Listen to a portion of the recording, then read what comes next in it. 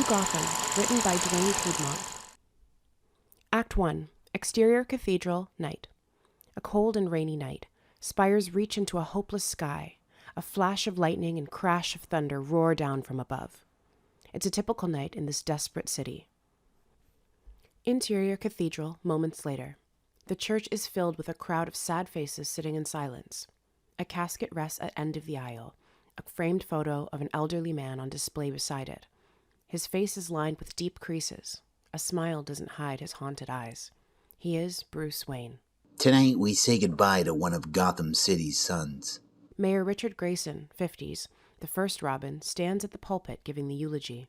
An elegant and confident man, he's a strong presence with similar haunted eyes. A red rose sits in his lapel. Bruce Wayne was a pillar of the community, a champion who spent his life giving generously and without hesitation to make our city a better place.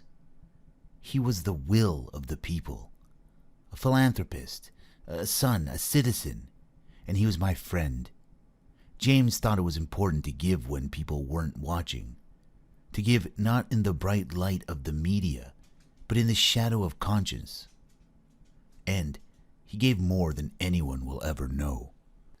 He walks over to the casket, lays a hand on it. Boom! From thunder as a flash of lightning fills the stained glass windows, illuminating Grayson and the casket. Exterior Cathedral, moments later. Grayson exits the church with his wife, Barbara Gordon Grayson, 40s, formerly Batgirl. Tough as nails and stoic, she takes her husband's hand. A crowd of press bombard him with questions as he makes his way towards a waiting car. Then, a familiar voice. Mayor Grayson, Clark Kent, World News. Grayson turns to see Clark Kent, 60s, gray hair and thin, eyes sunken in, sick, the last thing we expect to see. Grayson is surprised by his appearance. He looks at Barbara. Give me a minute. Exterior city street, moments later. Grayson and Kent walk down the street. Rain falls from their umbrellas like tears. Cancer?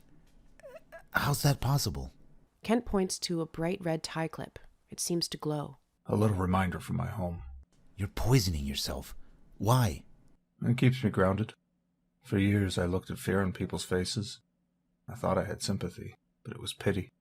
Now I'm an immortal facing mortality. I finally get it. Kind of hard to be a martyr when people don't know your secret. Kent smiles. I could have made it all go away. Needless suffering gone from the world in an instant. But I wasn't willing to cross a line that kept moving. I didn't deserve the power. Bruce used to talk about you, called you a Boy Scout. It wasn't a compliment. Bruce and I had a strained relationship. Most of his relationships were. We had similar goals, but very different philosophies on how to achieve them. He was the unstoppable force, I was the immovable object. He poured his heart and soul into this city. He was an idea that became a blunt instrument. They stop walking in front of the entrance to an alley. A crash of thunder and flash of lightning. Kent looks up to the sky for a moment. Bruce was right. There's no way to win when you're the only one playing by the rules. I fought him on it for years, and I was wrong. Gotham is changing. City Hall is free of corruption. We rid the department of dirty cops. Maybe a clean cop isn't what Gotham needs. Bruce was the definition of insanity. Kept fighting a fight he knew he couldn't win. He gave people hope. Hope is something to grab onto when there's nothing left. Look around you. Nothing's changed. What are you saying? It's time to take the gloves off and get dirty? This is your city now. Maybe it's time to take them off and get bloody. With that, Kent walks off. Grayson looks down the alley and takes a few steps in. He realizes it's the alley where Bruce lost his parents. An old building's chipping paint reveals the theater beneath it. He stands for a moment, then takes the rose from his lapel and drops it on the ground. It lands in a puddle. He exits. Interior hospital hallway, later. The hospital is quiet. Nurses sit at the station talking. Grayson walks down the hallway. Interior hospital room, moments later. Grayson opens the door and enters. A nurse sits next to an elderly man confined to a wheelchair looking out a window. How is he? Stubborn. Grayson smiles. The nurse exits. Grayson takes a seat. Hi, Alfred. The elderly man is Alfred Pennyworth, 80s. Old and frail, he's unable to speak. He sits with a blanket over his lap, not moving his gaze from the window. Gotham finally won. You were everything to him. All the bruises and broken bones you put back together, they gave him comfort knowing you'd always be there.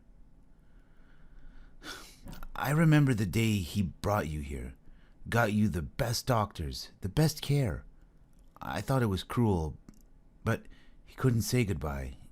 He couldn't go through that again. He holds Alfred's hand. Thank you for holding on this long. You don't have to worry about him anymore.